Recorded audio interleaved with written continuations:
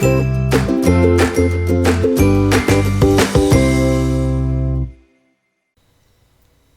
this is Paula from Alanda Craft, and in this video I'm going to show you how to create a folding gift tag using the Brother Canvas Workspace. Now this is the downloadable version that is only available for PCs at the moment. When the Mac version comes it will probably be pretty much the same, so it should work for that. If you don't have this downloadable software, you can go to our previous video we did for the online version, so you'll be able to create it using that anyway. So we'll put the link to that video in the description field below. Okay, so let's get started. The first thing we want to do is grab a shape. So I'm going to come over here to the shapes option, select that, and I'm going to scroll up. And what we want to do is we want, under the rectangle option, you want the second one over. So just click on that. Okay, I'm just going to close that up. Okay, so we've got this shape here. What we want to do is resize it. So we'll come over here to this one here, the edit tool. Click on that. You can see you've got the width and height options here. So just uncheck maintain aspect ratio for the moment. And what we want to do is change the size here. We want the width to be 5 and the height to be 3. So click in there, highlight it and just type over. Click somewhere else and it'll show up. Okay, so that's our shape there. Now we need to rotate this. So I'm just going to see when you hold your mouse over this circle up here, you get this circular arrow. So when you've got that there, hold your Shift key down on your keyboard. Just press the Shift key down and then click and drag until it comes over to the side like that. You can let go of the Shift key now. Okay, so we've got that in place. And what we want are 2 of these. So I'm going to right click and go duplicate. Alright, so I've got 2, but I don't need it for the moment. I'm just going to move it out of the way over here. I'll get back to that later. For the moment I'm just going to focus on this one. So what we want to do now is we want to add the top of our tag here. So to do that we grab some circles. So I'm going to come over to the shapes again, click on it and scroll down until I see the circles. And I'm just going to select one. Alright, and we want to resize this one. So I'm going to come over again, make sure you're on the edit option here, and I'm going to change the height and the width to 1 inch by 1 inch. So I'm going to just highlight and type in there. And click somewhere else. You just see what when you type in 1, unless you click somewhere else, if you click here, you'll notice it works. Okay, so just do that. We've got our sizing right now, and I want 3 of these, so I'm going to right click and duplicate, and then right click, duplicate. Alright, so there's the 3. Now what we want to do is line these up at the top of this shape here. So I'm just going to zoom in a little, so you can see this a little better. And what I'm going to do is, you see this red box here at the very top of this shape. I want to line that up on a cross here, along here. Okay, so I'm going to click and just run it along there so that the cross hair has that square right in the middle of it. Then I'm going to grab one of these circles, and you see with the circles when I click on it you get the boxes on each side, those little squares. I want those to line up along that dashed line, along that dashed line there. We don't want it to sort of this side, I want it to run parallel here to this dashed line. So there's one, and I'll grab the other one and do the same on the other side. Okay, just move that one over a little bit more, and that one right next to it. Okay, now just to make sure that these are even, okay, I'm just going to highlight the 2. Just make sure you're highlighting only those 2. So I'm just clicking with my mouse and dragging to do that. I don't want to highlight this one, just the 2 circles. And I'll come over here to the align tool. We're still on the edit sort of button here, and I'm going to align to the bottom. Click on that. That just makes sure they're perfectly aligned. Then I grab the other one here, and I want this one, so we've got the squares in the middle here. I want those to line up on the dashed line down the middle here. So bring it over and line them up. Now this you can choose where you want to put it. You can put it up a bit higher if you want, depending on how you want your tag to look. I usually like it about there. That's about right for me. Now once you've got everything in place there, you click, drag with your mouse to highlight everything. Okay, and we come down here and we click on the weld tool. Alright, so we're done. So that's our basic tag in place there. Now what we want to do is make the circle in the middle here so you can put your thread through or your ribbon to tie it up. Okay, so again we come over to shapes, grab a circle, click, close that. And this one, I'm not going to give it a specific shape. I usually just eyeball this. I just click from the corner here to make it smaller. Till about that size there. It's about right for me, maybe a bit smaller. Oops. Get a bit smaller. That's about right.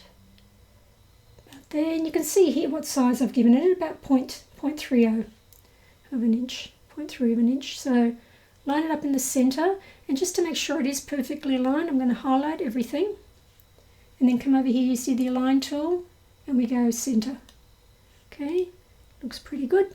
All right, I'm going to highlight everything. And what we want to do to make sure that circle doesn't sort of move around, we need to subtract. So I'm coming to the process overlapped options, and we select the subtract option. Okay, so if I move that now, yep, all good.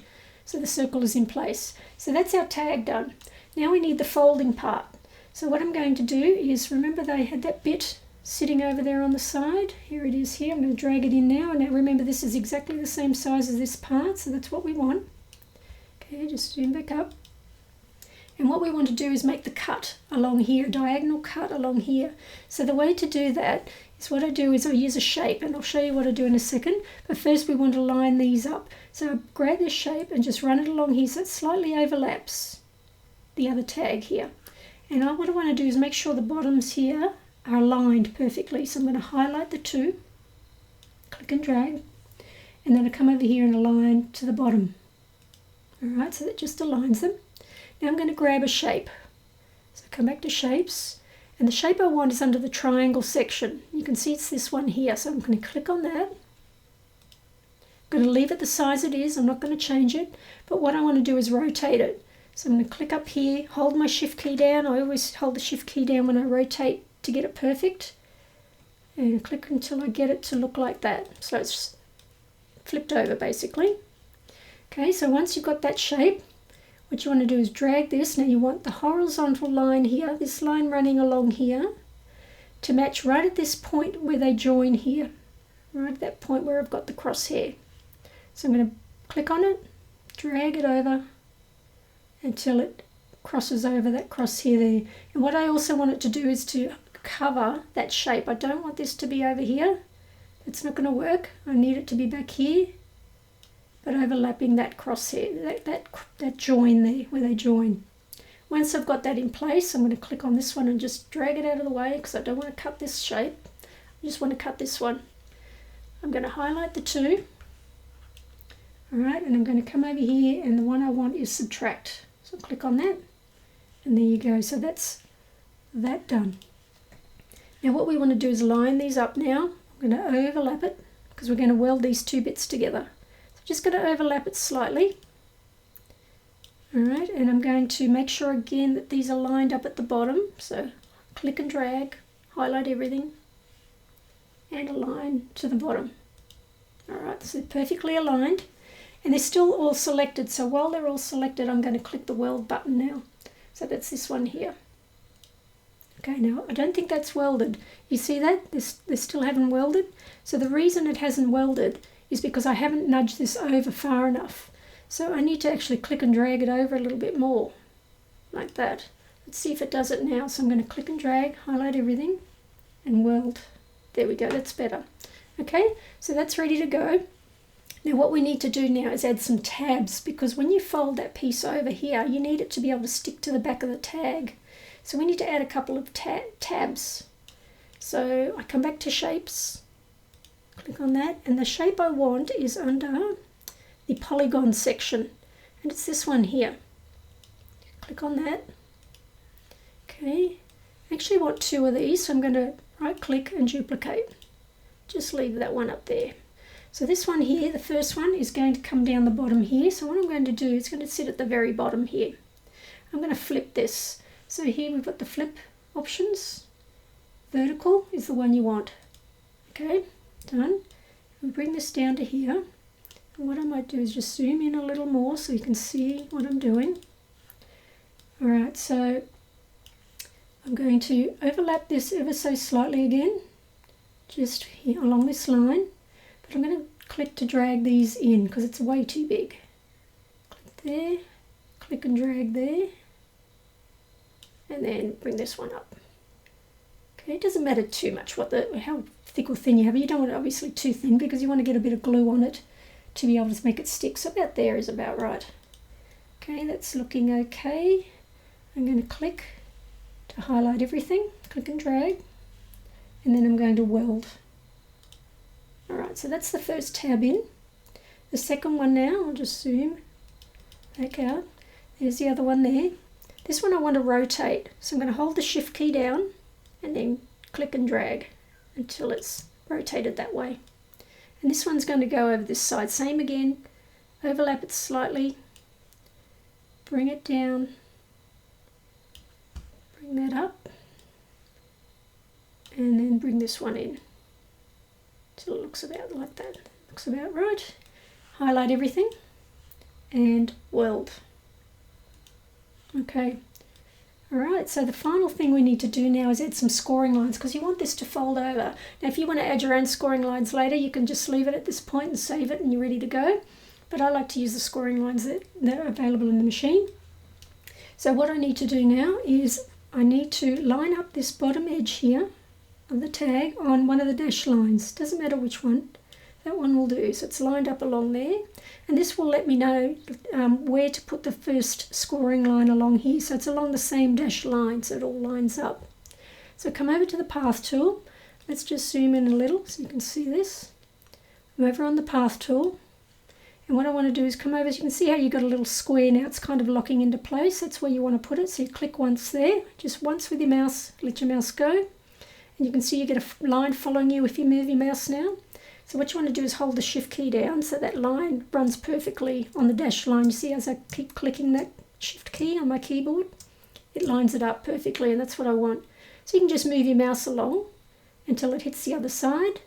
Click once. You can let the shift key go now, but you need to click again. You need to always click twice at the end of these, otherwise you're going to get this and it's going to follow you around forever. So you want to click again on that blue dot. Okay, so there it is there. So it's highlighted now, but you can see over here the options we want are all greyed out. Unfortunately, it does that, so we have to just click away. We want to come up here to the Properties tab, and you can see the dash pattern here. So we need to highlight this now, this line. So I bring up my cursor, and you can see the crosshairs right on the middle of that line. So just click, and once you click on it, you can see the dash pattern is now it's not greyed out anymore. So you can select from the drop down. And it's up to you which dash pattern you use. I tend to go with the second or the third one here. Okay, that's a solid line, but this is the two dash patterns. For this one I'm just going to use that, but it really depends on the cardstock you're using. Some dash lines are better than others. So okay, so I'm going to select that one, and that's my first scoring line in there. I'm going to put another one down here. So this one I'm just going to click there again. I'm just going to click on this bottom one where that point meets, click once, hold my shift key down, drag it up and click again, and remember, click twice. So I'm going to click one more time. Again, we're greyed out over here even though that's selected. I'm hoping Brother actually fixes that, because it'd be nice if that was, since you've already selected it, it should be available, but I'm going to have to click away, come over here and select it again, and come over to dash pattern and choose my scoring line. Alright, so we're almost there. What I might do now, because I need to put one more scoring line in, is I might group everything so that these scoring lines don't come out of place. So I'm going to click and drag to highlight it all, and then I'm going to right click and select the group option. Okay, so now I should be able to move this and you can see everything's in place. Now we've got one more scoring line to put in, and that's the long one running down here. So again, come over to the path tool, come up here, I'm going to click once, hold the shift key down on my keyboard, move my mouse down, come down to the end here and click again, and then click one more time to close it.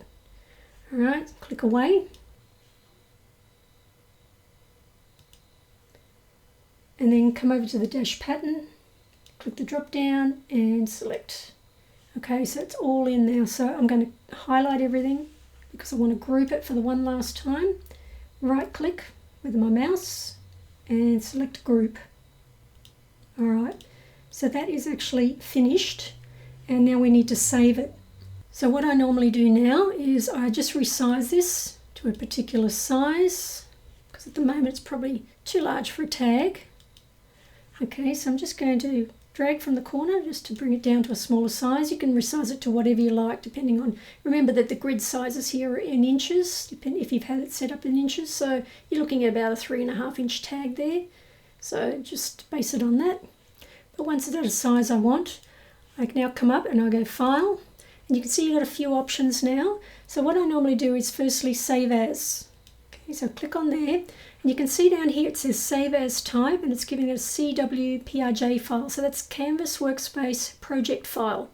So what this does is it allows you to bring it back in and back in and out of Canvas. It's good if you're working on a project and you're only halfway through. You can save it and then bring it back in. Okay, so I'm just going to give it a name, gift tag, and I'm just going to save it into my desktop here. Click on that and save. Right now I want to save it as an FCM file, an actual cutting file. So come up to File, and you can see down here I've got two options. I can export the FCM file or I can transfer it. Now exporting, what that does is that actually saves it to your computer. So if I click on there, it's already pre-filled the file name for me, but you can see now it's an FCM file. So again, I'll save it to my desktop, save. Alright, so now I've got a project file saved and an FCM file saved to my desktop. Now that FCM file is the one that you'd put onto a USB and put it into your ScanNCut. Now if you've got the Brother ScanNCut 2, you can send it wirelessly to your ScanNCut, so we'll do that now. So we'll go up to File, Transfer FCM File, and you can see here the registered machine is ready to download the transferred file from the internet. So the file was actually transferred to my ScanNCut machine. If I go into my ScanNCut machine now, I can access it from there. So it's ready to go. But it's always a good idea, regardless of whether you transfer it to your machine or not, to always save it to your computer as well. Okay, so that's all done. I hope you enjoyed that tutorial. Hopefully it was helpful. Give us a thumbs up if it was, and don't forget to subscribe to our channel. We've got loads of ScanNCut videos on there, free ones for you. We've also got a training academy if you want more detailed knowledge on how to learn how to master your ScanNCut. That's at alandaonline.com. But otherwise our blog is at alandacraft.com. So thank you for watching, and bye for now.